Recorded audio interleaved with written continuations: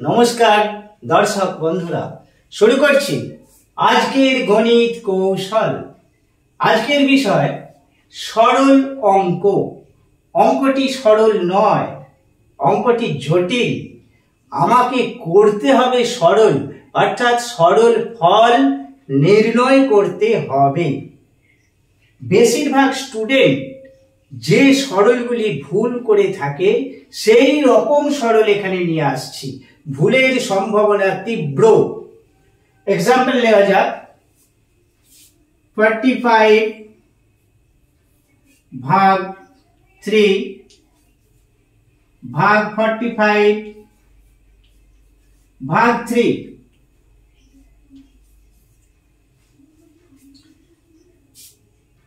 ফিগারটা এমন নিলাম কেন, একটু কারণ আছে,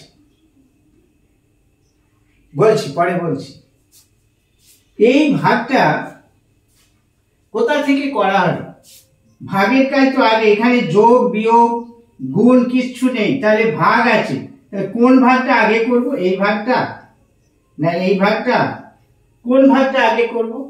এই অঙ্কটি বিভিন্ন জনের যদি সমাধান করার চেষ্টা করে, সরল করার চেষ্টা করে, তো বিভিন্ন জনের বিভিন্ন উত্তর চলে আসবে। তাহলে সঠিক অ্যান্সার কোনটা, সঠিক পদ্ধতি বা কোনটা, কিভাবে এটি সলভ হবে? এটি সলভ করার জন্য সব থেকে সহজ পদ্ধতি হচ্ছে,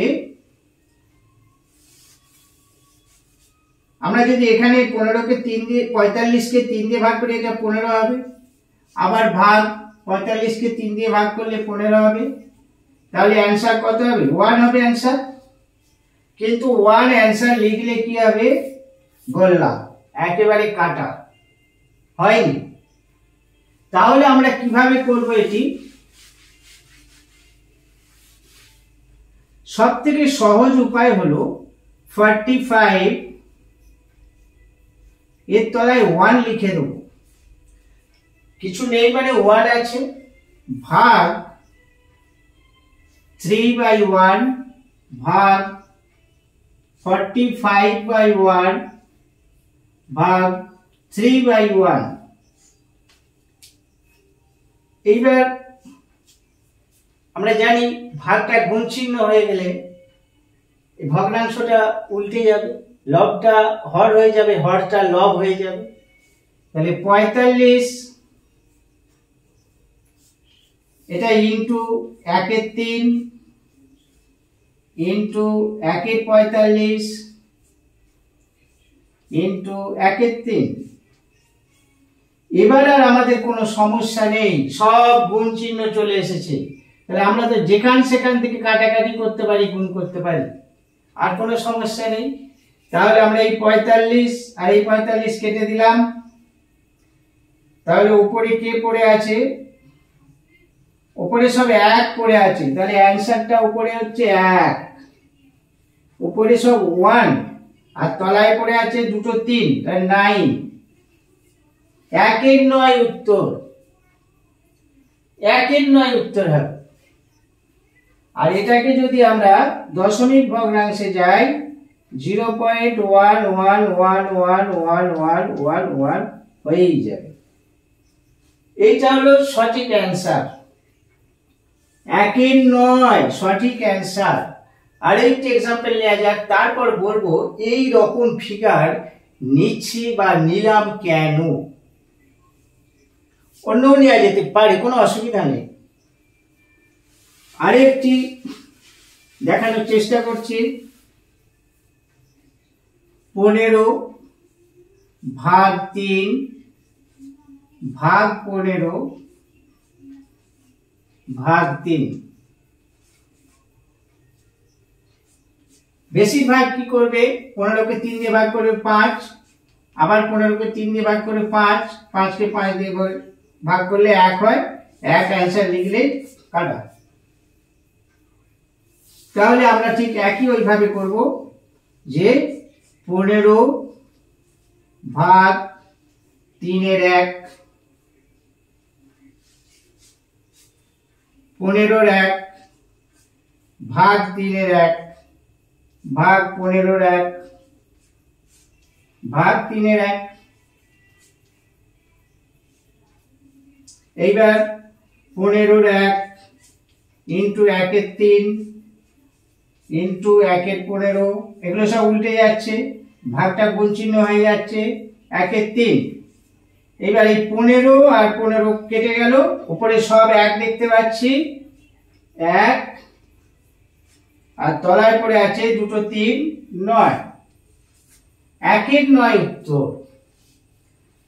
এইখানে 15, এখানে 3, এখানে 15, এখানে 3 নিলাম, কারণটা বলি, এখানে আমরা 3-এর যে কোনো গুণিতক নিতে পারি।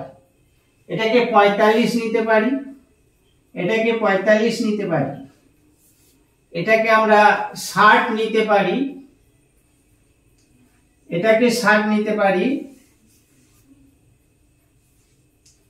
উত্তর কিন্তু সেই 1-এর 9 হবে। 3-এর গুণিতক, যে কোনো গুণিতক, এইটা আর এইটা, 3-এর যে কোনো গুণিতক নেওয়া যেতে পারে, উত্তর কিন্তু সেই 1-এর 9 হবে। এখানে আমরা যদি 72 নিই, এখানেও নিতে হবে 72, 72, উত্তর কিন্তু সেই 1-এর 9। 3-এর কোনো গুণিতক, যে কোনো গুণিতক আমরা এখানে নিলে সব সময় চলে আসবে 1-এর 9 উত্তর, আর এই এটা ফিক্স থাকবে 3,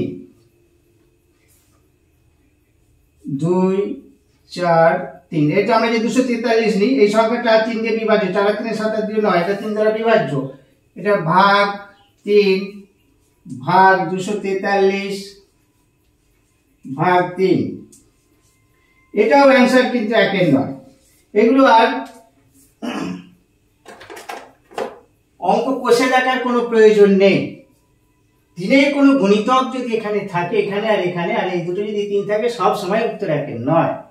আর যদি অঙ্ক করার ইচ্ছা হয় তাহলে যেভাবে দেখালাম ওইভাবে করলে সঠিক অ্যান্সার চলে আসবে। এইবার যদি আমরা অন্য সংখ্যা নিই তাহলে কি হবে, একটু অন্য সংখ্যায় আসছি। এই ধরনের যদি ভাগ থাকে তাহলে আমরা কি করব, 5 ভাগ 5 ভাগ 5 ভাগ 5 ভাগ 5। বেশিরভাগ ছাত্রছাত্রী ভুল করে থাকে, এই ভাগটা আগে করে দেয়, কেউ এই ভাগটা আগে করে দেয়। কোন ভাগের কাজটা আগে করা হবে, একটা বিভ্রান্তি সৃষ্টি হয়। তো সেই বিভ্রান্তি সৃষ্টি যাতে না হয়, সঠিক উত্তরটা যাতে আমরা পেতে পারি, তার জন্য আমরা কি করব, এই যে 5 উপরে আছে, এর নিচে 1 আছে, ভাগ 5-এর 1 ভাগ 5-এর 1, আগের মতোই করে নিলাম, ভাগ 5-এর 1 ভাগ 5-এর 1। তাহলে ভুলের সম্ভাবনাটা থাকবে না। এবারে 5-এর 1 ইন্টু 1-এর 5 ইন্টু 1-এর 5, এইগুলো উল্টে যাবে, ভাগটা গুণ চিহ্ন হলে ভগ্নাংশটা উল্টে যাবে, লবটা হর হয়ে যাবে, হরটা লব হয়ে যাবে, এটা 1-এর 5 হবে, 1-এর 5 1-এর 5। এবারে এই 5 আর এই 5 কেটে দিলাম, তাহলে উপরে পড়ে রইল 1, উপরে 1 পড়ে আছে, আর তলায় কত আছে, নিচে 5 5 125। এইটা হবে সঠিক উত্তর, 1-এর 125। এই ছিল আজকের বিষয়।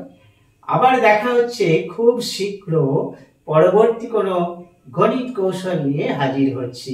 আপনি যদি আমার চ্যানেলে নতুন হয়ে থাকেন তাহলে চ্যানেলটি সাবস্ক্রাইব করবেন, আপনার কাছে দ্রুত এই কৌশলগুলি পৌঁছে যাবে।